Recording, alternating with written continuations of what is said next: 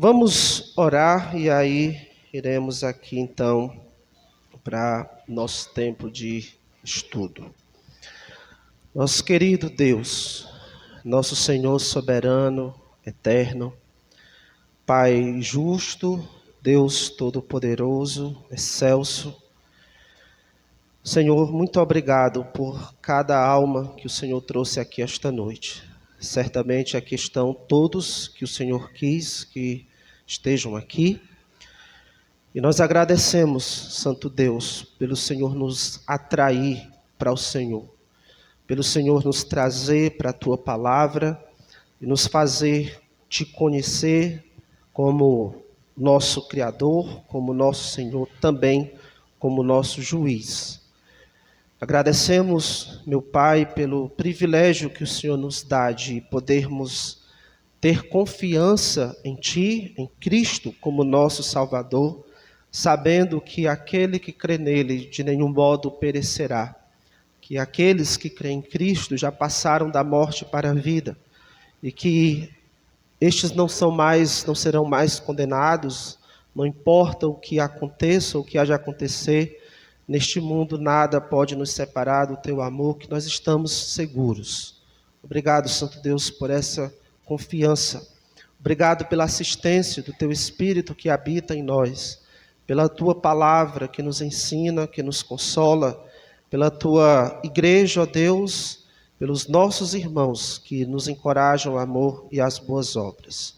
Obrigado pelo privilégio que o Senhor nos dá de também continuarmos o ministério de Jesus Cristo, pregando o arrependimento da salvação, a necessidade de que aqueles que ainda não se arrependeram dos seus pecados o façam e corram para Cristo, pois Ele é o único que pode nos dar acesso a Ti, é o único que pode nos livrar da ira vindoura.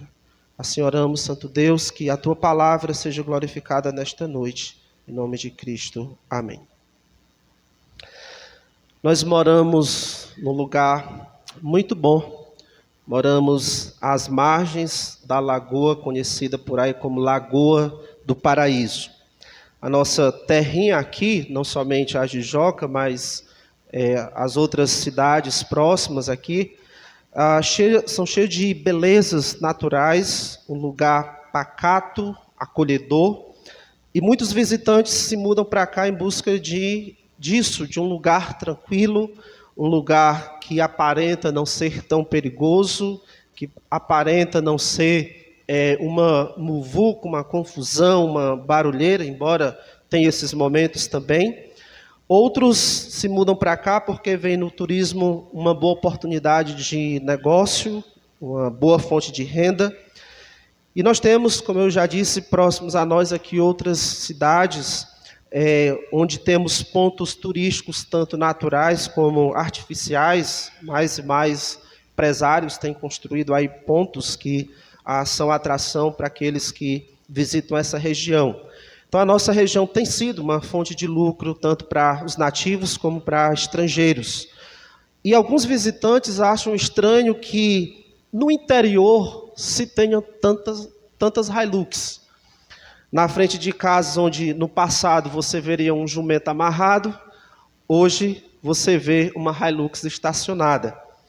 A nossa região, incluindo aqui as cidades próximas com suas praias, lagoas, dunas, é um lugar tão bom para morar que eu brinco que nós moramos na terra que mana leite e mel. A nossa região é uma terra que mana leite e mel. Parece realmente que moramos num paraíso. Não só aqui a nossa região, o nosso Brasil, mesmo com as suas desgraças sociais, mas nós temos que concordar que, de modo geral, o Brasil, pela sua beleza ou belezas naturais, é um país que encanta, é um país rico de belezas. A ponto de, em países africanos, quando se contam histórias sobre o céu, aquelas crianças elas têm em mente o Brasil. Elas tomam como ponto de referência o que é o céu, aquilo que elas sabem sobre o Brasil. Moramos num paraíso. Agora, já pensou no estrago econômico se essa lagoa próxima a nós secasse e nunca mais enchesse? Se onde vemos dunas, tudo se transformasse no matagal ou no pântano, como seria? Quais seriam as consequências disso para a cidade, para a vida econômica, emocional das pessoas? Se as nossas praias perdessem a sua beleza, os seus ventos que têm atraído esportistas, já parou para pensar se este paraíso deixasse de existir, como isso iria afetar a vida das pessoas aqui, transformar talvez radicalmente a vida das pessoas?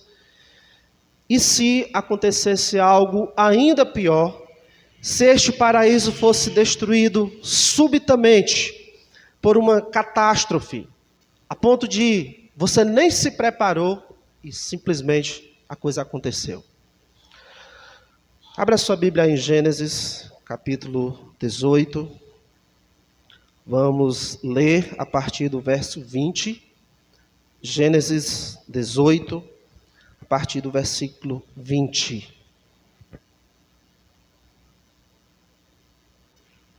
Continuando nesse texto, a nossa série nos Passos de Abraão. Aqui nós estamos em um grande episódio que começa no capítulo 18 e termina no capítulo 19. Esse episódio começa com a visita de Deus a Abraão e termina com a visita de Deus às cidades de Sodoma e Gomorra. Nessa visita de Deus a Abraão, do versículo 9 até o versículo 15, nós temos aí aquele momento em que Deus foi recebido por esse anfitrião Abraão, e aqui nos versículos 16 até o final do capítulo, Deus está tendo a conversa final com Abraão. Ele está saindo da casa de Abraão e indo agora para visitar Sodoma e Gomorra. Versículo 20, Gênesis 18 e 20. Disse mais o Senhor: com efeito, o clamor de Sodoma e Gomorra tem se multiplicado, e o seu pecado se tem agravado muito. Descerei e verei se de fato o que tem praticado corresponde a esse clamor que é vindo até mim, e se não é, sabê-lo-ei. Então partiram dali aqueles homens e foram para Sodoma. Porém Abraão permaneceu ainda na presença do Senhor. E aproximando-se a ele disse: destruirás o justo com o ímpio? Se houver porventura 50 justos na cidade, destruirás ainda assim e não pouparás o lugar por amor dos 50 justos que nela se encontram? Longe de ti o fazeres tal coisa, matares o justo com o ímpio, como se o justo fosse igual ao ímpio. Longe de ti. Não fará justiça o juiz de toda a terra? Então disse o Senhor: se eu achar em Sodoma 50 justos dentro da cidade, pouparei a cidade toda por amor deles. Disse mais Abraão: eis que me atrevo a falar ao Senhor, eu que sou pó e cinza. Na hipótese de faltarem 5 para 50 justos, destruirás por isso toda a cidade? Ele respondeu: não a destruirei, se eu achar ali 45. Disse-lhe ainda mais Abraão: e se porventura houver ali 40? Respondeu: não o farei por amor dos 40. Insistiu: não se ire o Senhor, falarei ainda, se houver porventura ali 30. Respondeu o Senhor: não o farei se eu encontrar ali 30. Continuou Abraão: eis que me atrevi a falar ao Senhor. Se porventura houver ali 20, respondeu o Senhor: não a destruirei por amor dos 20. Disse ainda Abraão: não se ire o Senhor se lhe falo somente mais esta vez. Se porventura houver ali 10, respondeu o Senhor: não a destruirei por amor dos 10. Tendo cessado de falar a Abraão, retirou-se o Senhor e Abraão voltou para o seu lugar. No episódio de hoje, finalizando todo esse episódio que vai até o final do capítulo 19, nós vamos falar da destruição do paraíso. Este é o tema nosso hoje, a destruição do paraíso. E o paraíso que eu estou falando aqui é a região onde se encontravam as cidades gêmeas, Sodoma e Gomorra, e outras cidades que faziam ali parte daquela região e que tinham o mesmo estilo de vida de Sodoma e Gomorra. Essa região que é mencionada no capítulo 13 como a Campina do Jordão, lá diz que essa campina era toda bem regada. Era uma terra boa para o agronegócio, uma terra boa para a pecuária. Sodoma e Gomorra estavam localizadas numa região fértil, bela. Essa região, se fosse nos dias de hoje, com certeza seria um prato cheio para empresas de turismo. A Bíblia compara essa região, no capítulo 13, versículo 10, como o jardim do Senhor. A região de Sodoma e Gomorra era uma pequena demonstração, ou uma amostra de como era o Éden, que nessa época já não existia, porque Deus já tinha destruído. Mas aqui se tem uma noção de como era o Éden por essa cidade, por essa região. Era uma terra, como diz lá acerca do Éden, que tinha toda sorte de árvores agradáveis à vista e boas para alimento. Uma terra fértil, uma terra farta. Se você morasse nesse paraíso, com certeza você seria uma pessoa próspera. Mas esse paraíso foi destruído. Esse paraíso foi destruído. E essa é uma história que nós não podemos ignorar. A destruição deste paraíso chamado Sodoma e Gomorra, junto com as outras cidades que as apoiavam, nos dão um recado. Elas deixam um exemplo para nós, um exemplo que nós não podemos ignorar. Como Pedro e Judas disseram nas suas epístolas, essas cidades foram postas como exemplo para nós. Não só exemplo para os seus dias, para as cidades da sua época, mas também para nós ao longo do tempo. Por isso você começa lendo em Gênesis e você vai até o livro de Apocalipse, vez por outra você vai ver a Bíblia falando de Sodoma e Gomorra, dessa destruição que aconteceu naquelas cidades. Ela vai ser lembrada e relembrada como um sinal de alerta. O episódio de hoje, a destruição do paraíso, é um alerta para nós. E eu quero que estejamos atentos a esse alerta, a partir de 2 pontos que nós vamos considerar, e no final quero concluir com um recado que estas cidades nos deixam. Então, o primeiro ponto para considerarmos aqui é o clamor de Sodoma e Gomorra. Versículo 20 diz assim: disse mais o Senhor, com efeito, o clamor de Sodoma e Gomorra tem se multiplicado e o seu pecado se tem agravado muito. Estas são palavras que Deus está passando aqui para Abraão, para que Abraão entenda qual é o plano de Deus em relação a estas cidades. Então, quero chamar a sua atenção para o que Deus diz acerca dessas cidades. O clamor de Sodoma e Gomorra tem se multiplicado. Que clamor é esse? Esse clamor pode ser o brado contra estas cidades, como se acusações estivessem sendo feitas contra essas cidades.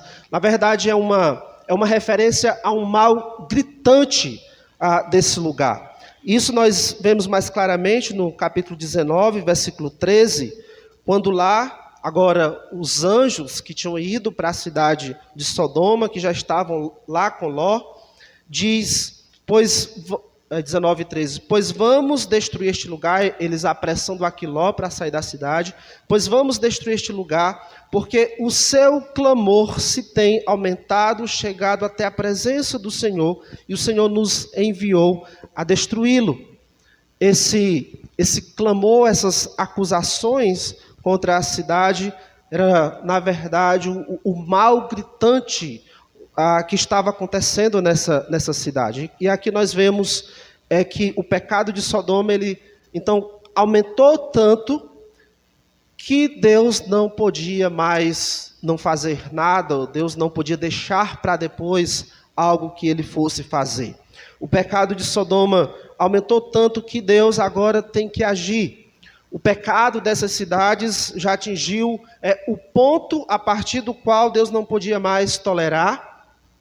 Lembra capítulo 13, versículo 13, que diz: ora, os homens de Sodoma eram maus e grandes pecadores contra o Senhor.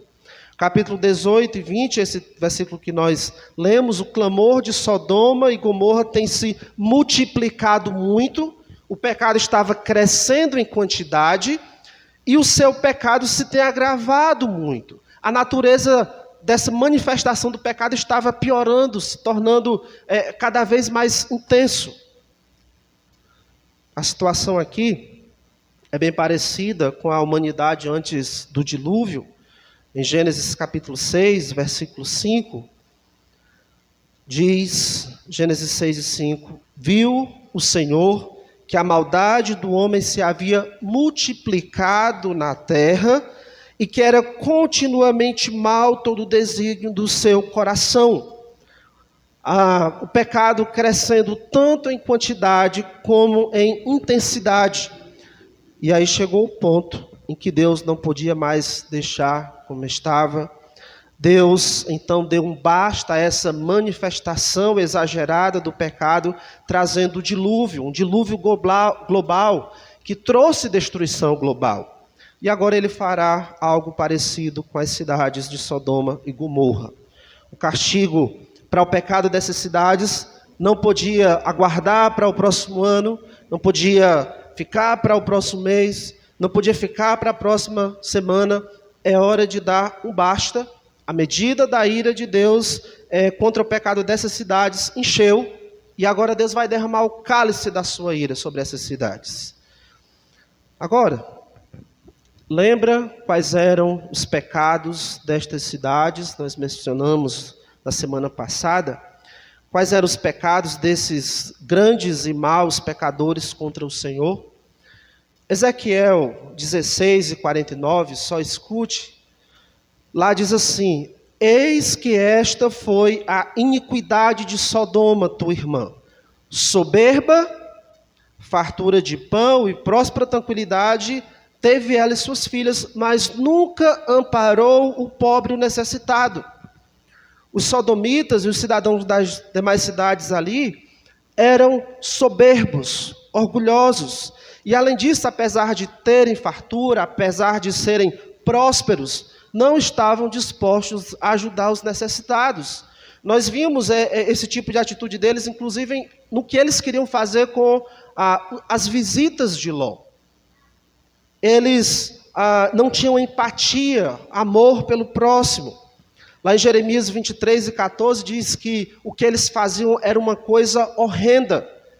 Cometem adultérios, andam com falsidade, fortalecem as mãos dos malfeitores, eram adúlteros, enganavam uns aos outros, fortaleciam as mãos dos malfeitores, davam poder e encorajavam as pessoas más. Pedro, na sua epístola, segunda epístola, capítulo 2 e 7, chama os habitantes aqui dessas cidades de insubordinados. E diz que eles tinham um procedimento libertino. Isso significa que eles eram sensuais e desenfreados em atitudes e comportamentos imorais. Judas 7, versículo 7, diz que os moradores dessas cidades haviam se entregado à prostituição. A ideia é que eles estavam engajados na imoralidade sexual, engajados na fornicação, engajados na perversão sexual. Era um povo sexualmente pervertido, depravado, sem escrúpulos. E uma das perversões sexuais que a Bíblia nos fala, além do adultério, é aquele pecado que hoje conhecemos como homossexualismo, que foi algo tão característico desse povo, que ficou o pecado conhecido com o nome do local, sodomia. Esse pecado, como disse Paulo, é fruto de desejos infames. Abre a sua Bíblia aí em Romanos 1, 26 e 27. Romanos, capítulo 1, versículos 26 e 27.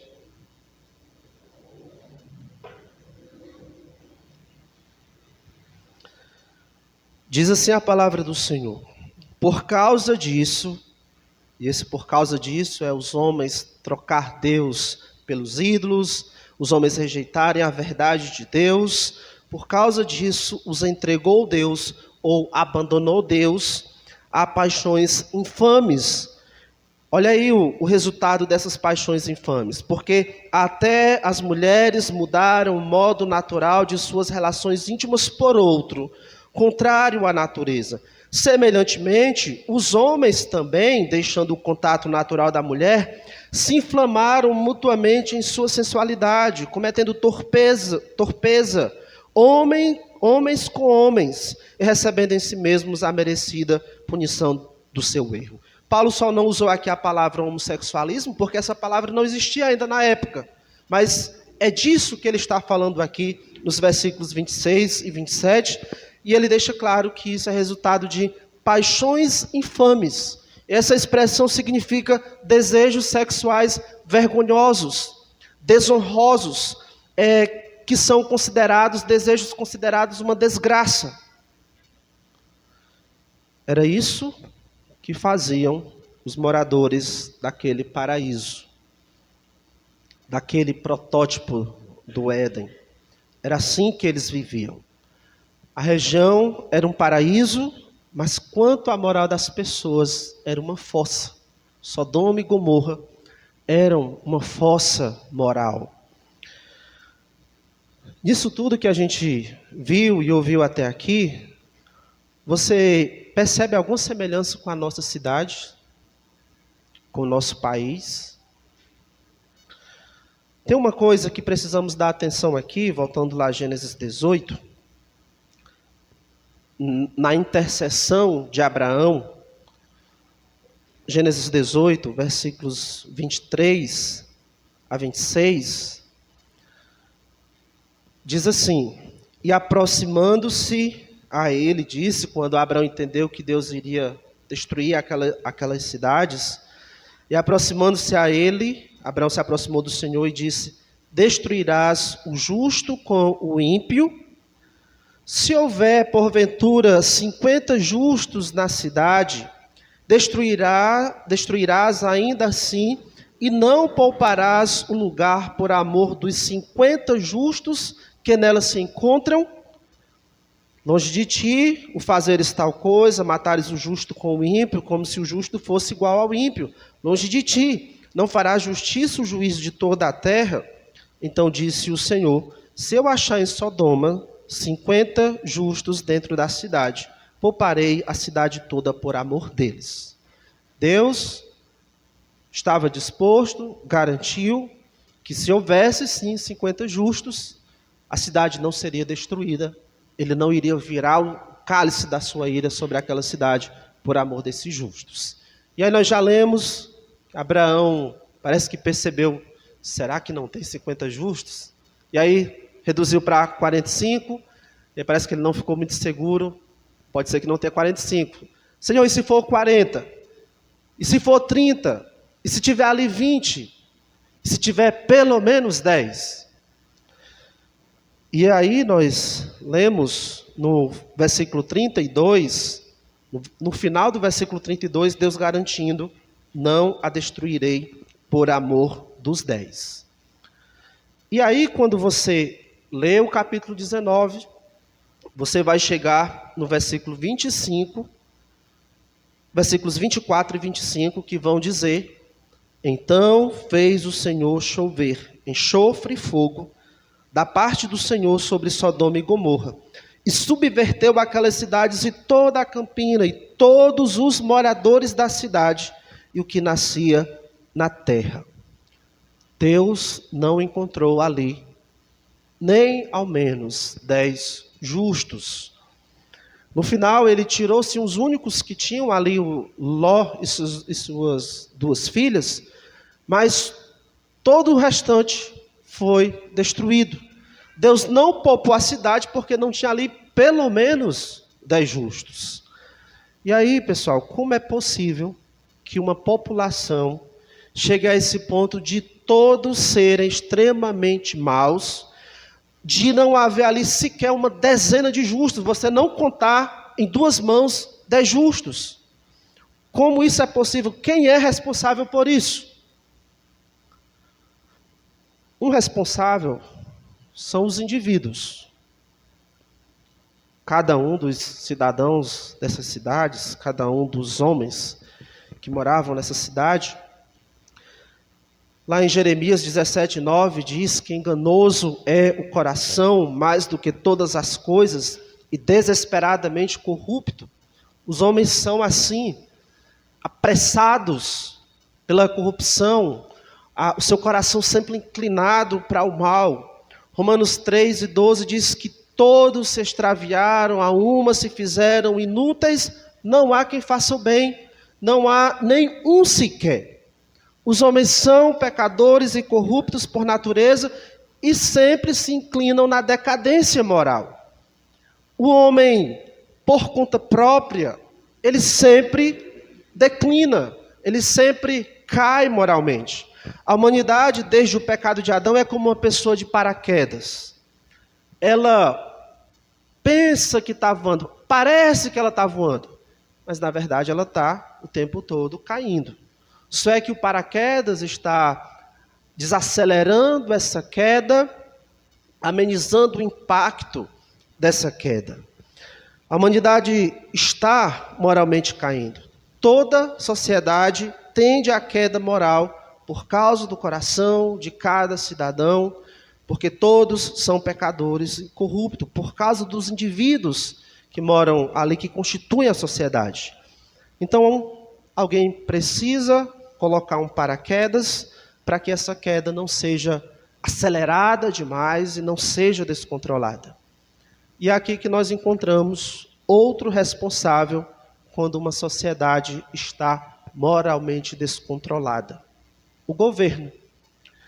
Interessante que o livro de Gênesis já nos apresentou quem era o governo, o rei de Sodoma.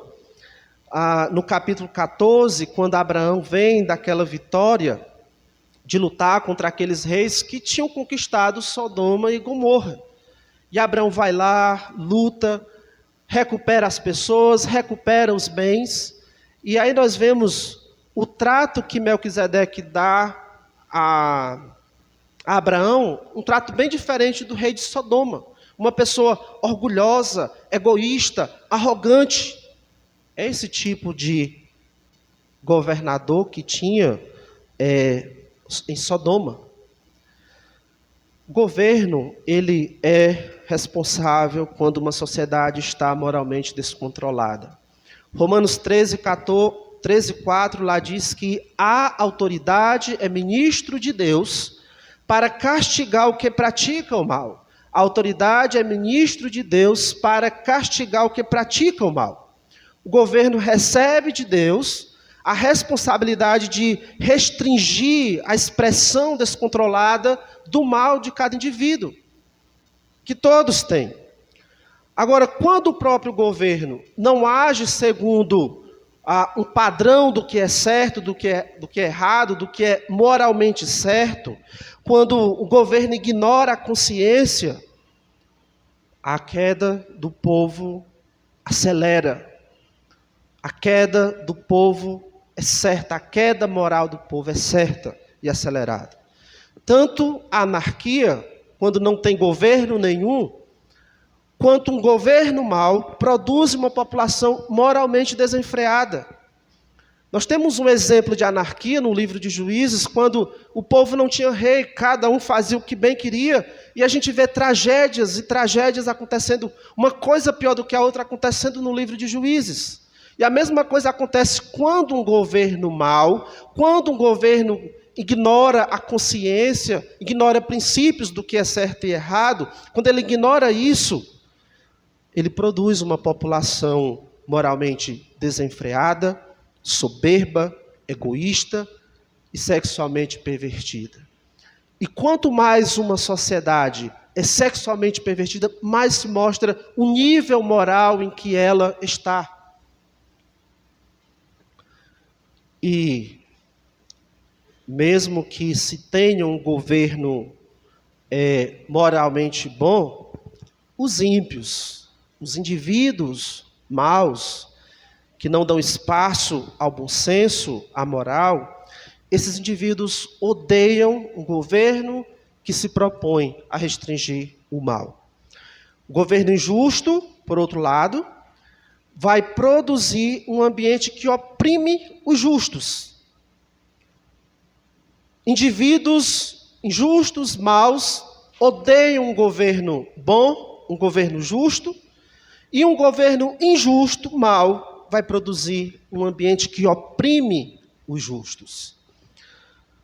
Lá em 2 Pedro, capítulo 2, Pedro nos fala um pouco de como era a vida de Ló, quando ele estava morando lá em Sodoma.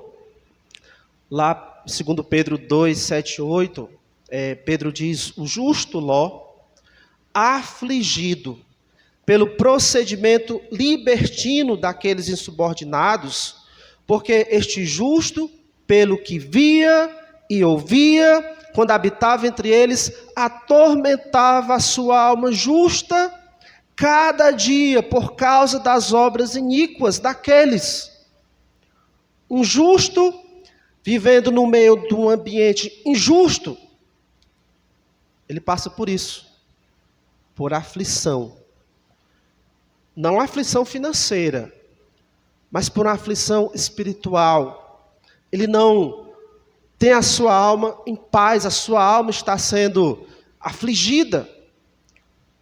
Tudo bem nos negócios, mas a sua alma não estando em paz, a sua alma sendo atormentada pelo que vê, pelo que ouve da parte dos iníquos.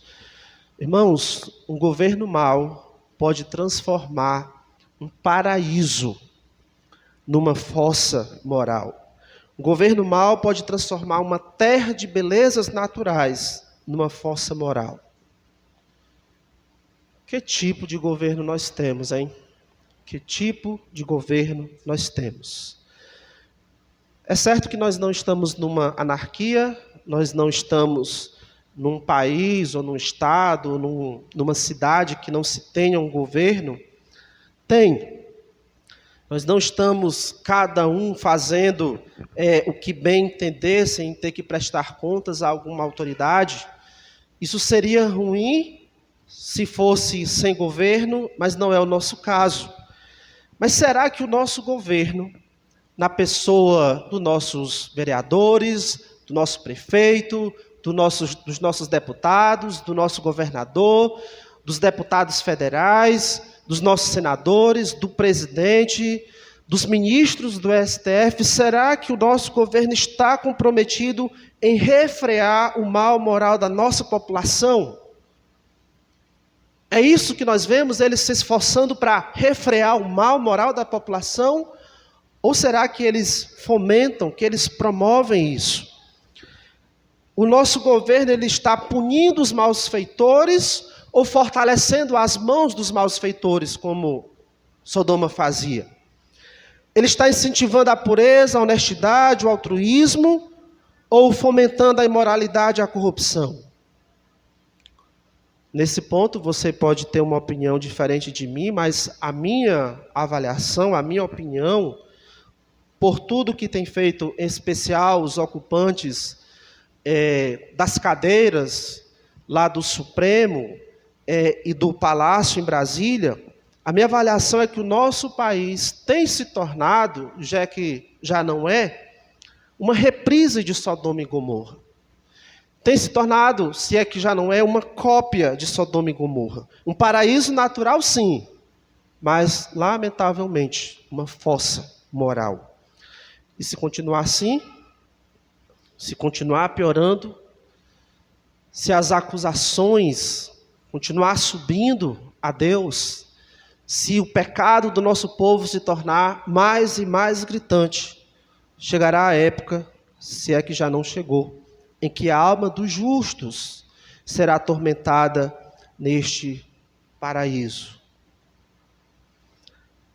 E pode ser que alguns de vocês já estejam sentindo isso na pele, ou melhor, na alma, sentindo dificuldades no trabalho, até mesmo na sua própria casa, sentindo que você não tem mais tanta liberdade como um cidadão brasileiro. O clamor contra Sodoma e Gomorra tinha chegado até Deus. As acusações contra os seus pecados tinham atingido a medida da ira de Deus. Quanto tempo resta para o Brasil? Quanto tempo resta para o mundo? Nós podemos olhar para o nosso país e constatar que o pecado está desenfreado. Atualmente está muito claro que inocentes estão sendo perseguidos, criminosos estão sendo soltos, os que combateram a corrupção estão sendo investigados e os condenados por corrupção estão sendo soltos, recebendo privilégios. E o que é que nós podemos fazer? O que nós podemos fazer? Uma das coisas que nós podemos fazer é seguir aqui o exemplo de Abraão. E esse é o segundo ponto que eu quero observar aqui com os irmãos sobre essa destruição do paraíso. O clamor por Sodoma e Gomorra. Primeiro nós vimos o clamor de Sodoma e Gomorra para tratarmos aí do pecado destas cidades. Mas agora nós vemos, especialmente nos versículos 22 a 33, um clamor por Sodoma e Gomorra da parte de Abraão. Nós temos aí mais da metade desse capítulo 18 sendo dedicado a essa intercessão que Abraão faz pelos perdidos de Sodoma e Gomorra. Eu gostaria de reler os versículos 22 a 26. Então, partiram dali aqueles homens e foram para Sodoma, porém Abraão permaneceu ainda na presença do Senhor, e aproximando-se a ele disse: destruirás o justo com o ímpio?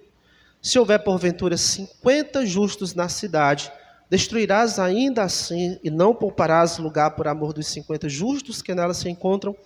Longe de ti fazeres tal coisa, matares o justo com o ímpio, como se o justo fosse igual ao ímpio. Longe de ti, não fará justiça o juízo de toda a terra? Então disse o Senhor: se eu achar em Sodoma 50 justos dentro da cidade, pouparei a cidade toda por amor deles.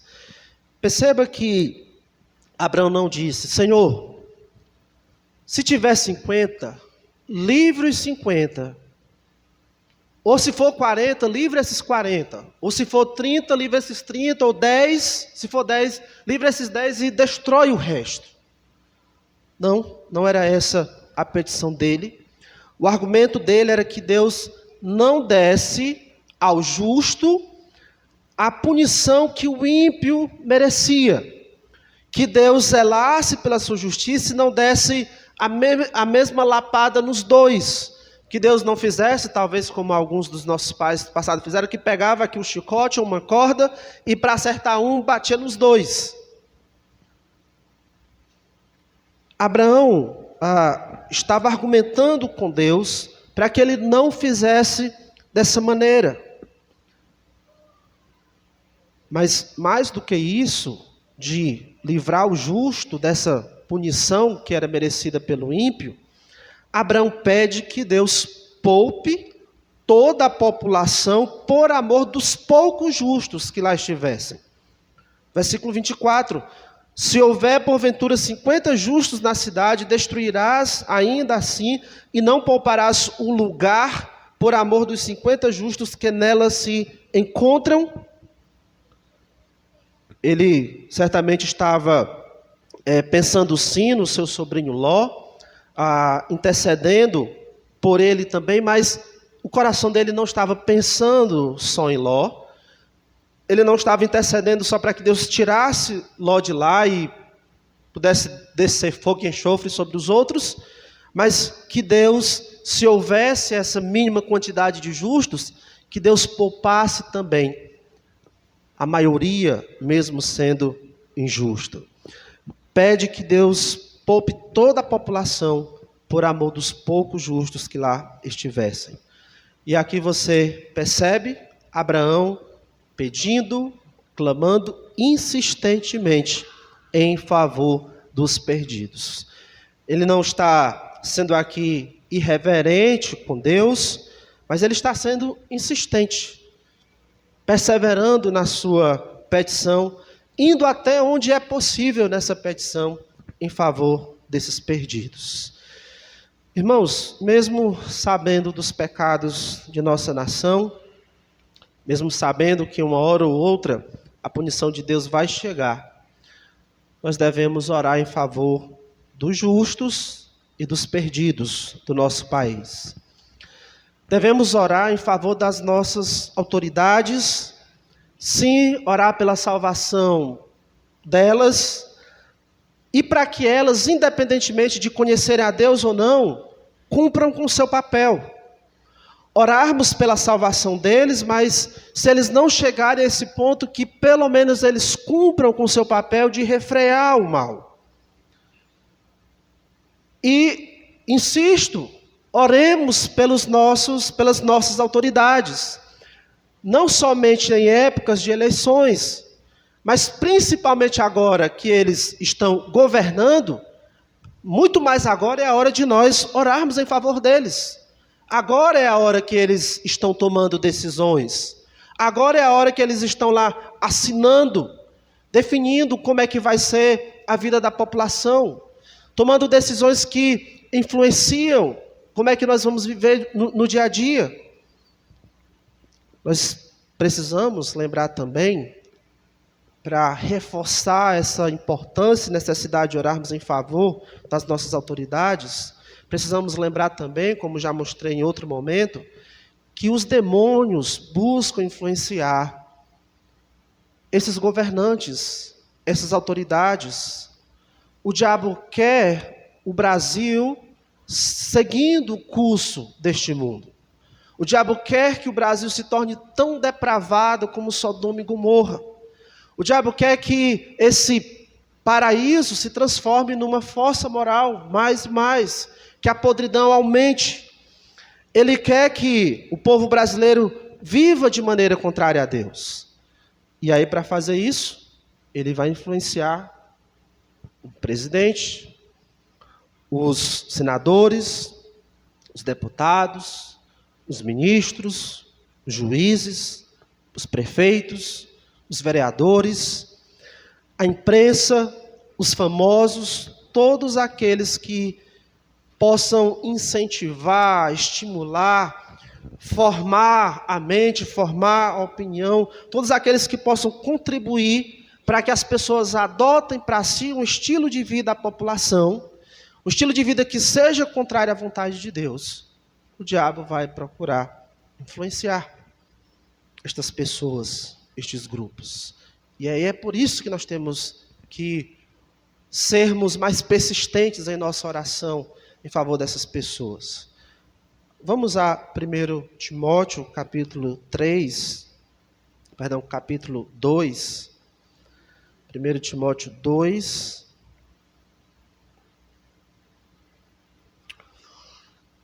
Versículos 1 e 2.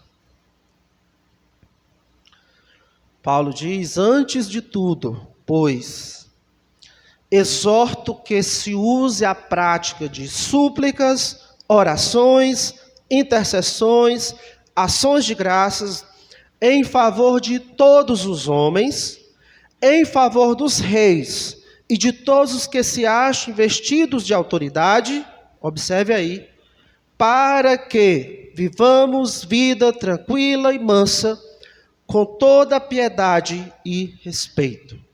Orarmos em favor das nossas autoridades, para que possamos ter vida tranquila e mansa, para que nós possamos viver em santidade. Para que seja mais fácil isso, uma vida santa, uma vida piedosa. Porque se o nosso país continuar se transformando numa fossa moral, pelos nossos governantes fomentarem isso, chegará o tempo em que os ímpios, as demais pessoas aqueles que não servem a Deus, elas farão conosco o mesmo que os moradores de Sodoma fizeram com Ló. Vão nos cercar por todos os lados. Lá em Gênesis 19 e 4, Nós vimos eles fazendo isso. Mas antes que se deitassem, Ló com os seus visitantes, antes que eles pudessem deitar para repousar, antes que se deitassem, os homens daquela cidade cercaram a casa, os homens de Sodoma, tanto os moços como os velhos. Sim, todo o povo de todos os lados. Se o nosso país continua progredindo para se tornar pior e mais pior, moralmente falando, é isso que nós vamos experimentar.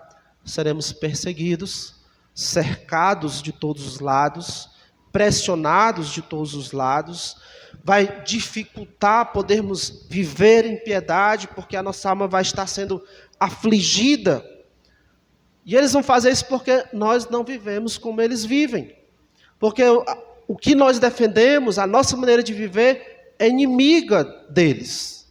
E, consequentemente, eles não o veem como inimigos, como alguém que é um perigo para essa libertinagem que eles querem. Então, irmãos, clamemos a Deus por nosso país, por aqueles que nos governam. Ore pelo presidente, o atual presidente precisa das nossas orações, o nosso governador precisa das nossas orações, precisamos orar também pelo nosso prefeito. Não importa se concordamos ou discordamos do que eles fazem, nós temos que orar por essas pessoas, tanto pela salvação delas, como para que elas cumpram o papel que Deus designou para elas de refrearem o mal. Orem pelos ministros do STF e por todos os outros que Deus investiu de autoridade. Eles são responsáveis para refrear o mal, responsável para refrear essa queda moral em nosso país. E ai deles, se não o fizerem. Ai deles, se não o fizerem. Nós já sabemos que vai acontecer se eles não refrearem o mal. No devido tempo, Deus vai trazer a punição para os indivíduos do país, vai trazer a punição que eles merecem, e estes homens que foram colocados ali para refrearem o mal, eles sofrerão a mesma punição, irão experimentar também da ira de Deus por não terem feito a sua parte. Agora, uma boa notícia, essa que era algo que Abraão também queria, que Deus não punisse o justo juntamente com o ímpio. Que a lapada que fosse para o ímpio não atingisse também o justo. Irmãos, um dia Deus vai sim trazer a punição que a nossa população merece. Para o mundo todo, inclusive. Mas antes disso, Deus vai tirar daqui aqueles que lhe pertencem. Antes de derramar o grande cálice da sua grande ira, Deus vai tirar daqui aqueles que lhe pertencem. E a história de Ló, aqui em Sodoma e Gomorra, é um retrato do que Deus fará com a sua igreja antes de derramar a sua ira sobre todo mundo no período da tribulação.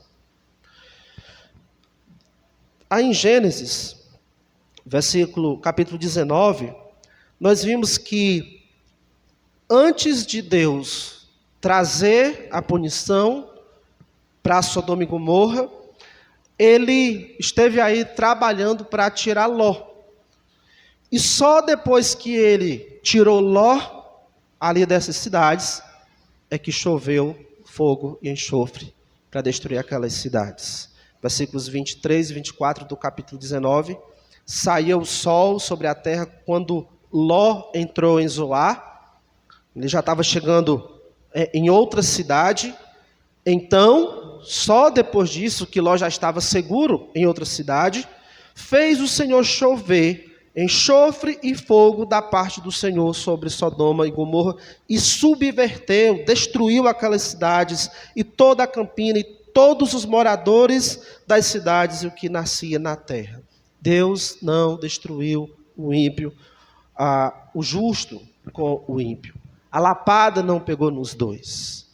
E Ele fará o mesmo conosco, a igreja. Primeiro Ele vem nos buscar através do arrebatamento, e aí depois vem o período da tribulação sobre o mundo inteiro, que é esse período, como Pedro disse, esse período é para a destruição dos homens ímpios. A tribulação é para a destruição daqueles que se mantiveram rebeldes contra Deus, do mesmo jeito que aconteceu aqui com os moradores de Sodoma e Gomorra. E esse povo aqui, os sodomitas e os demais, não faltou alguém lá para dizer algo sobre Deus para eles, não faltou. Ló estava lá.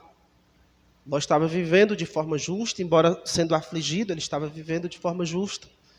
E isso era para servir de testemunho para aquelas pessoas. Antes disso, se você pode lembrar, esse povo, com esse viver podre que tinham, eles tinham passado pela experiência de serem prósperos, libertos, seguros, de serem pobres, cativos. Aqueles 5 reis, se você lembra no capítulo 13 ou 14, vieram e levaram todos os seus bens. Da noite para o dia, não eram mais prósperos, não eram mais ricos, não eram mais seguros, não eram mais livres. E Deus mandou o seu servo Abraão, que os resgatou. Era um bom momento para aquele rei, aquele governador, ter buscado conhecer melhor a Abraão. Iria com certeza conhecer o Deus de Abraão, de aquelas pessoas se importarem em buscar Deus, já que a vida delas, ou os falsos deuses que eles seguiam, não serviram de nada. Mas eles simplesmente rejeitaram. Não se importaram, que é o que muitos fazem hoje também. Rejeitam aqueles que testemunham da palavra, não se importam com esse negócio de Deus. Mas eles não estão sem testemunhos. E quando os justos daqui forem retirados, Deus irá trazer a sua punição e essas pessoas serão indesculpáveis. Para nós, clamemos pelo Brasil, pelos justos e pelos ímpios. Claro que nós não podemos testemunhar todos os ímpios deste país, ou mesmo da nossa cidade. Nós não podemos chegar para cada um. Isso talvez seja impossível, mas nós podemos clamar por todos eles. Pode ser que eles não nos deem oportunidade de falar, que eles se esquivem. Pode ser que eles deixem muito claro que eu não quero saber disso, eu não quero saber de negócio de Bíblia, eu não quero saber de Deus, eu não me importo com isso. Pode ser que eles deixem isso claro para nós, mas nós podemos continuar clamando por eles. Eles não podem nos impedir de clamarmos por eles em nossas orações. Abraão não pôde testemunhar para os sodomitas, mas pôde clamar por eles insistentemente. Nós podemos e devemos fazer o mesmo. Gostaria de finalizar esse episódio sobre a destruição de Sodoma e Gomorra com um recado que essas cidades deixam para as gerações seguintes, como eu disse no começo. Segundo Pedro 2:6, você pode só ouvir aí, Pedro diz: e reduzindo as cinzas de Sodoma e Gomorra, e reduzindo as cinzas Sodoma e Gomorra, ordenou-as à ruína completa, tendo-as posto como exemplo a quantos venham a viver impiamente. A destruição dessas cidades estão aqui como exemplos para você, se você vive impiamente. Judas, versículo 7, como Sodoma e Gomorra e as cidades circunvizinhas que, havendo se entregado à prostituição, como aqueles, seguindo após outra carne, são postas para exemplo do fogo eterno, sofrendo punição. É um chamado de atenção a essas cidades, inclusive para a condenação eterna, para o fogo eterno.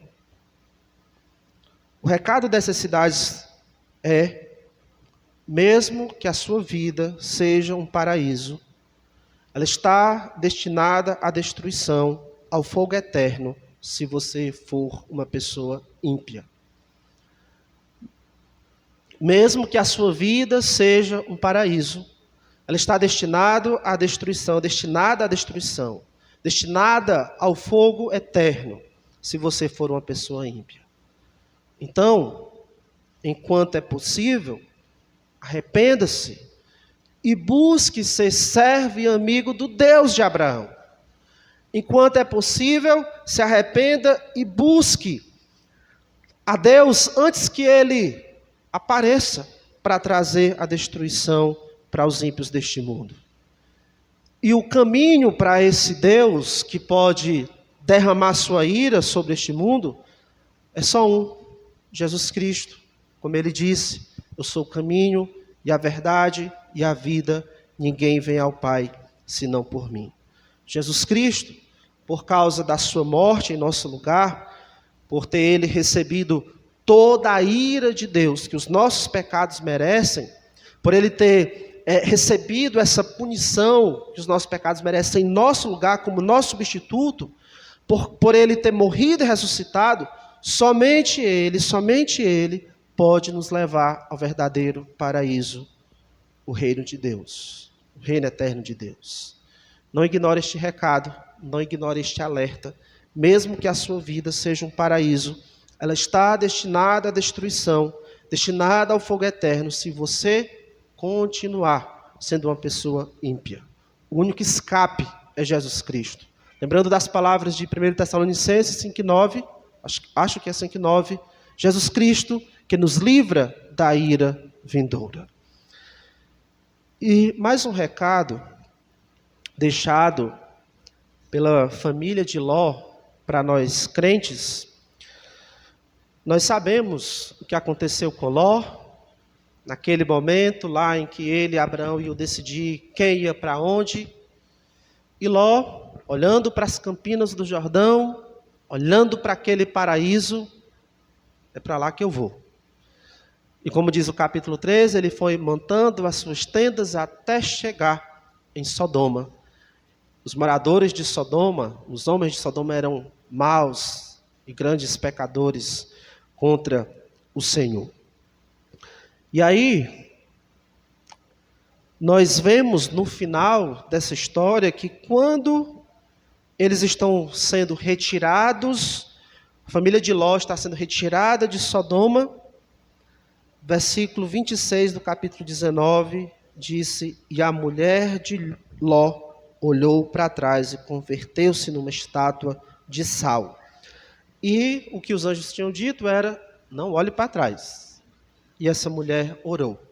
E depois, se você vai continuar para ler a última parte do capítulo 19, você vai ver incesto na família de Ló, dele com as suas filhas. Uma coisa terrível. E a lição aqui para nós, o recado para nós, é: não busque prosperidade material à custa da sua vida espiritual. Não é pecado buscar prosperidade material, não é pecado. Mas que isso sirva de alerta, porque isso sim seria pecado. Não busque a prosperidade material à custa da sua vida espiritual. Pode acontecer essa mesma coisa que aconteceu aqui com Ló. Deus teve que destruir todos os seus bens para poder salvá-lo.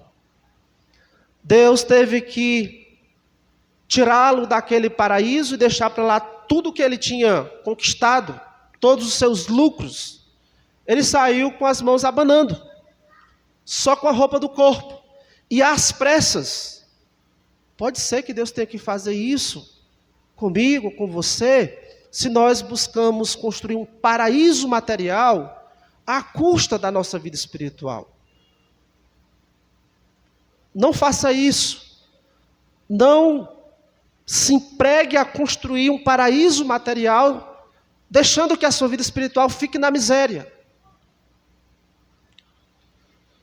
O verdadeiro paraíso é estar com o Senhor, estar perto do Senhor, estar com a sua alma perto do Senhor. E este paraíso nunca será destruído. Vamos orar. Nosso Santo Deus, nosso Pai bondoso, muito obrigado por cada palavra, por cada relato aqui das Escrituras.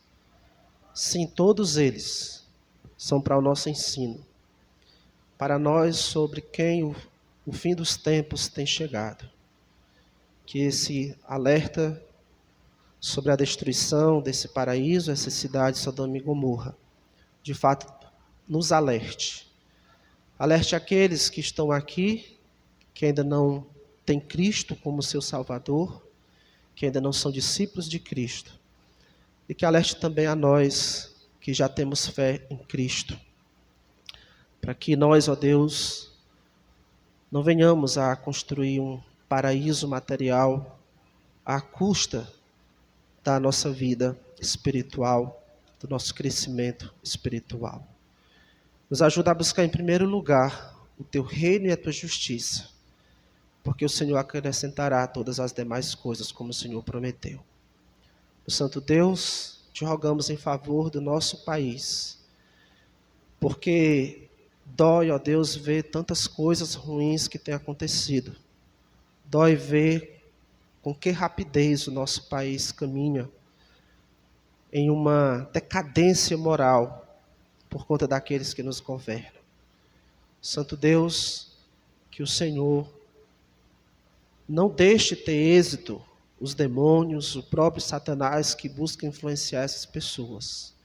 Que o Senhor tenha misericórdia do nosso país por mais um pouco e coloque ali à nossa frente, como os nossos governantes, pessoas que queiram refrear o mal, para que nós possamos ter um pouco mais de condições, de liberdade, de viver de forma piedosa e de continuarmos, ó Deus, me refiro às igrejas brasileiras, continuar a levar o Evangelho a outros países, para que isso não seja dificultado, ó Deus, por vivermos em um país moralmente decadente, num país onde nós somos privados, ó Deus, de cultuarmos o Senhor com liberdade, de pregarmos a Tua palavra com liberdade. Te faço essa oração em nome de Cristo. Amém.